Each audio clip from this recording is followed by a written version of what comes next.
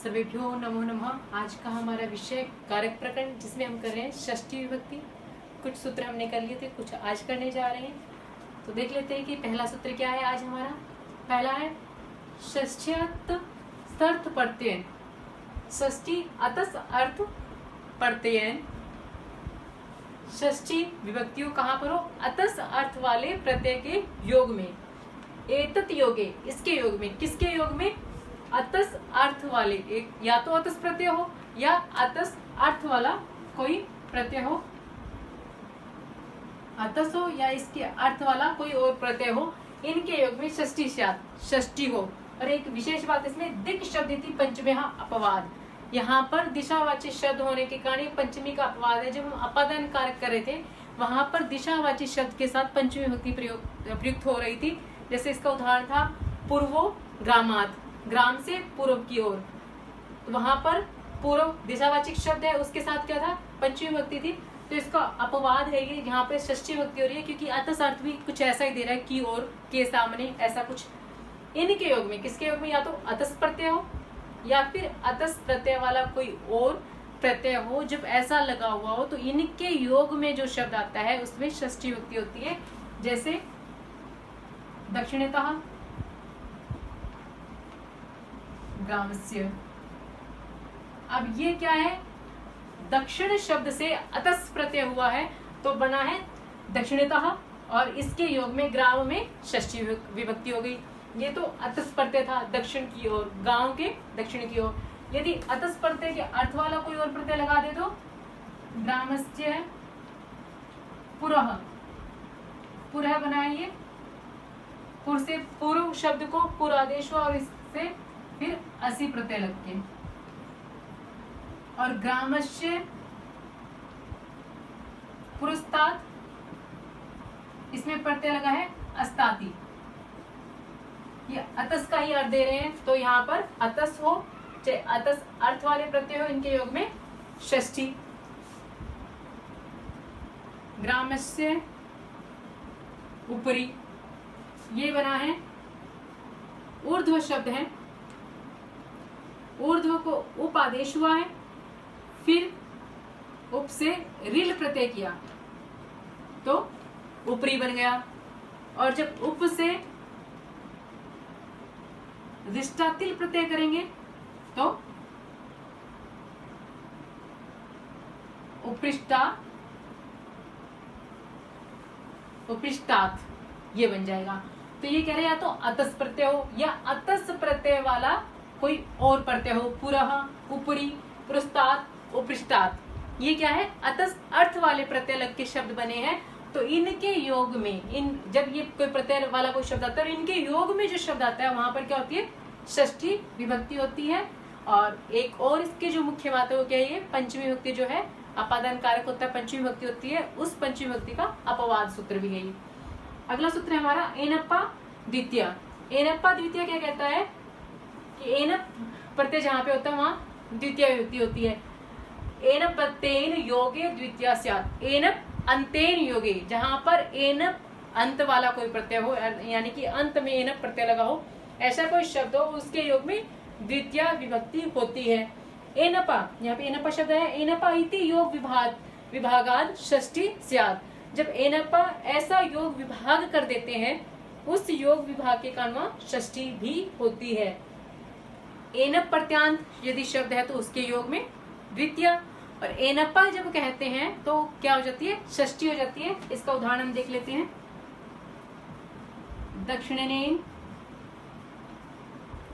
दक्षिणेन ग्रामम, ग्रामस्य वा। दक्षिण जो शब्द है, इससे एनप प्रत्यय लगा और दक्षिणेन बन गया। दक्षिण से एनप, तो ये बनता है दक्षिणेन। ऐसे उत्तरेण, अगर एनप प्रत्यांत कोई शब्द है तो उनके योग में द्वितीय होती है, और जब एनप्पा ऐसा योग विभाग करते हैं तो षष्ठी भी होती है। तो दक्षिणेन ग्रामम ग्रामस्य व। अगला सूत्र है हमारा दूरान अंतिकार्थै षष्ठ्य अन्यत्र श्याम। दूर अंतिक अर्थई षष्ठी अन्यत्र श्याम। जब दूर और अंतिक अर्थ वाले शब्द होते हैं तो उनके योग योग में षष्ठी युक्ति होती है, अन्यत्रशाम विकल्प से और पक्ष में पंचमी। एतत् योगे षष्ठी स्यात् पंचमी च। इनके योग में, किनके योग में, जब दूर और अंतिक समीप ये अर्थ वाले कोई शब्द आ जाते हैं तो इनके योग में, इन शब्दों में नहीं, यदि इन शब्दों की बात की जाती है तो हमने पंचमी भक्ति में पढ़ा था, इन शब्द विशेष में तो द्वितीय तृतीय और पंचमी होती है। जैसे दूरम दूरेण दूरात, निकटम निकटेन निकटात। इनको छोड़िए, ये सूत्र कह रहा है जब दूर और अंतिक अर्थ वाले कोई शब्द का प्रयोग हो तो उनके योग में, एतत् योगे, इनके योग में जो शब्द आता है उसमें विकल्प से षष्ठी होती है और पक्ष में पंचमी होती है। जैसे दूरम निकटम वा, या तो दूर शब्द हो या निकट शब्द हो, उसके योग में क्या होगी, षष्ठी ग्रामस्य और पक्ष में ग्रामाद वा। जब ये शब्द दूर या निकट वाले या इनके अर्थों वाले कोई शब्द आते हैं तो इनके योग में जो शब्द होता है उसमें षष्ठी या पंचमी विभक्ति होती है। आगे है जो अविदर्थस्य करणे, ज्यो धातु है जे ज्ञाने, ये धातु अविदर्थस्य, जब जानकारी अर्थ में ना हो, जब ज्ञान अर्थ में ना हो, ज्ञा धातु जो ज्ञान अर्थ में है लेकिन जब ज्ञान अर्थ में प्रयुक्त ना हुई हो तो वहां उसके जो करण है उस करण में षष्ठी विभक्ति होती है। और वह षष्ठी कैसे होती है, वो षष्ठी होती है शेषत्व विवक्षा षष्ठी, जो हमने सबसे पहले किया था। एक शेष षष्ठी है और एक शेषत्व विवक्षा षष्ठी है। तो ये क्या कह रहा है, जानातेर ज्ञान अर्थस्य, जानाते है अज्ञानार्थस्य करणे शेषत्वेन विवक्षिते षष्ठी स्यात्। जब जानाते, जब ज्ञान धातु है अज्ञान अर्थस्य, अज्ञान अर्थ में जानकारी नहीं है उस अर्थ में प्रयोग होने पर करणे शेषत्वन, करण जो है वहां पर शेषत्वेन विवक्षते, वहां पर करण की विवक्षा ना करके, करण की अविवक्षा करके शेषत्व विवक्षा षष्ठी विभक्ति होती है। उदाहरण से समझते हैं। सर्पिशो जानम, सर्पिश कहते हैं घी को, घी से प्रवृत्त। अब जानम क्या है, जानकारी, कि घी को जानना, पहले जाना फिर प्रवृत्ति हुई है। ये कहता है कि घी से प्रवृत्ति आना, प्रवृत्त हो जाना या घी संबंधी। यहाँ पे क्या है, घी के द्वारा प्रवृत्ति है या घी के द्वारा ज्ञान प्राप्ति है। तो घी के द्वारा या घी से जो प्रवृत्ति है तो एक करण हो गया ना, घी से, घी के द्वारा।